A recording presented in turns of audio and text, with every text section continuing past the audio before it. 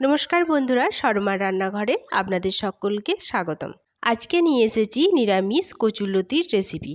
তবে আজকের লতিটা আমি একদম হাতে মেখে অন্যরকমভাবে তৈরি করব। এর আগেও আমি দুরকমভাবে লতি রান্না আপনাদের সঙ্গে শেয়ার করেছি। আজকে শেয়ার করব হাতে মেখে লতি রান্না। তাহলে চলুন দেরি না করে শুরু করে ফেলি আমাদের আজকের রেসিপি। এখানে আমি 500 গ্রাম লতি ভালো করে ছাড়িয়ে আর এরকম লম্বা লম্বা টুকরোতে কেটে নিয়েছি। কেটে লতিটা আমি খুব ভালোভাবে ধুয়ে নিয়েছি। আপনারা আপনাদের ইচ্ছে অনুযায়ী লতির মাপটা কিন্তু বাড়িয়ে কমিয়ে নিতে পারেন। এরপর লতি রান্নার মশলা রেডি করব। তার জন্য এখানে একটা মিক্সিং জার নিয়ে নিয়েছি। এর মধ্যে দিয়ে দিচ্ছি 2 চামচ সর্ষে। আমি এখানে শুধু কালো সর্ষে দিয়ে করছি, আপনারা সাদা সর্ষে কালো সর্ষে মিশিয়েও করতে পারেন। এরপর এর মধ্যে অ্যাড করে দিচ্ছি 2টো কাঁচা লঙ্কা, সামান্য একটু লবণ আর দিয়ে দিচ্ছি সামান্য একটু জল, দিয়ে এটাকে পেস্ট করে নেব। এইভাবে লবণটা সর্ষে পেস্ট করার সময় দিলে সর্ষেটা কিন্তু তিতা লাগে না। দেখুন আমার পেস্ট করা হয়ে গেছে। এরপর আমি যে লতিগুলোকে ছাড়িয়ে রেখেছি সেই লতির মধ্যে এই সর্ষে বাটাটা সব দিয়ে দেব। এখানে আমি 2 চামচ সর্ষে ব্যবহার করেছি। আপনারা যদি লতির মাপটা বাড়িয়ে নেন সেক্ষেত্রে সর্ষে বাটাটাও কিন্তু বাড়িয়ে নিতে হবে। সর্ষে বাটা দিয়ে এর মধ্যে অ্যাড করে দিচ্ছি সামান্য একটু গ্রেট করা আদা, আর দিয়ে দিচ্ছি রঙের জন্য হলুদ গুঁড়ো, সামান্য একটু জিরের গুঁড়ো, ঝালের জন্য শুকনো লঙ্কার গুঁড়ো, স্বাদ অনুযায়ী লবণ, আর দিয়ে দিচ্ছি সামান্য একটু লেবুর রস। এখানে আমি হাফ লেবুর রস ব্যবহার করেছি। লেবুর রস দিয়ে এরপর এর মধ্যে আমি অ্যাড করে দেব সামান্য কাশ্মীরি লঙ্কার গুঁড়ো, রঙটা সুন্দর আসার জন্য। সবকটা উপকরণ দেয়া হয়ে গেছে। এরপর আমি হাতে করে খুব ভালো করে লতিটা মেখে নেব এই মশলাগুলোর সাথে। এইভাবে হাতে মেখে লতি রান্না করলে এটা সত্যিই খুব সুন্দর খেতে হয়, আর বানাতেও খুব অল্প টাইম লাগে, আর লতির ভেতরে মশলাও খুব ভালোভাবে ঢুকে যায়। দেখুন লতিটা ভালো করে মশলার সাথে মাখানো হয়ে গেছে। এরপর এটা ঢেকে 10 মিনিট রেস্টে রেখে দেব। 10 মিনিট পর এদিকে ওভেনে আমি একটা কড়াই বসিয়ে দিয়েছি। কড়াইটা ভালো করে গরম করে নিয়ে এই কড়াইয়ের মধ্যে দিয়ে দিচ্ছি কিছুটা সর্ষের তেল। তেল দিয়ে তেলটা আমি খুব ভালো করে গরম করে নেব। তেল গরম হয়ে গেলে এর মধ্যে ফোড়ন দেবো 1/2 চামচ কালো জিরে। এরপর ফোড়নটা আমি ভেজে নেব কিছু সেকেন্ড, যতক্ষণ না ফোড়ন থেকে সুন্দর একটা গন্ধ বেরোচ্ছে।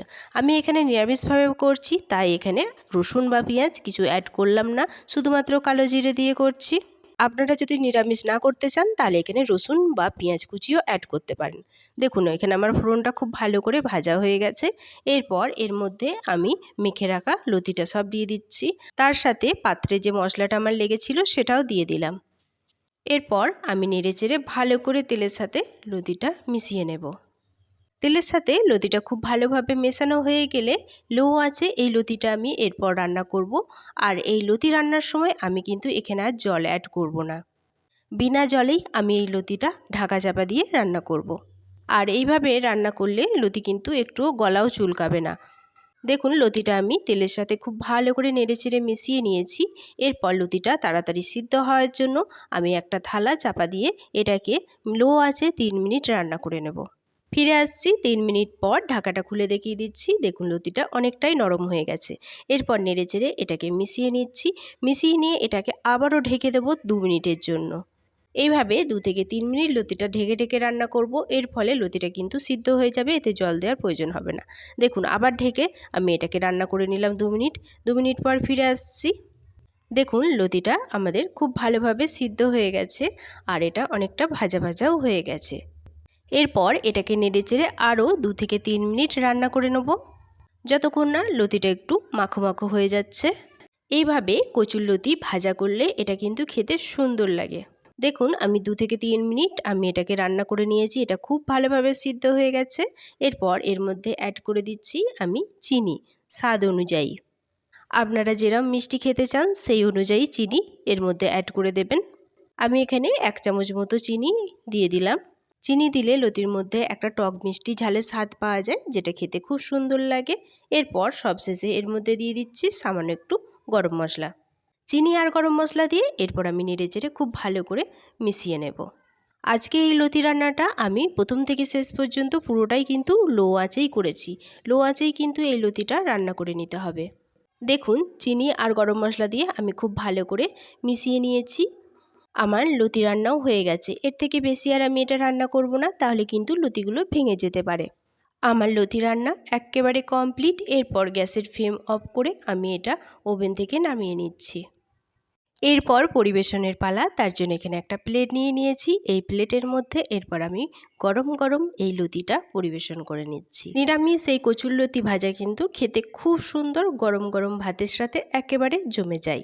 দেখুন এখানে আমার পরিবেশন করা হয়ে গেছে। এটা দেখতে কত সুন্দর হয়েছে আর খেতে তো লোভনীয় হয়েছেই। তবে যারা মনে করছেন যে কচুরলতিটা সিদ্ধ না করার জন্য গলা ধরতে পারে, তাদের আমি গ্যারান্টি দিয়ে বলতে পারি যে এটা একটুও গলা লাগবে না। এখান থেকে একটা হাতে করে এইভাবে ভেঙে দেখিয়ে দিচ্ছি। দেখুন এটা ভেতর থেকেও খুব ভালোভাবে সিদ্ধ হয়ে গেছে। তাহলে যারা এখনও কচুরলতি ভাজা এইভাবে সর্ষে বাটা দিয়ে খাননি, তাদের কাছে অনুরোধ রইল অবশ্যই একবার এটা ট্রাই করে দেখতে পারেন। আশা করছি ভালো লাগবে। আর আমার রেসিপিটি কেমন লাগলো তা অবশ্যই কমেন্টে জানানোর অনুরোধ। আজ এই পর্যন্তই। ফিরে আসবো আবার একটা নতুন রেসিপি নিয়ে। ততক্ষণ সবাই সুস্থ থাকবেন। সকলকে অনেক অনেক অনেক ধন্যবাদ।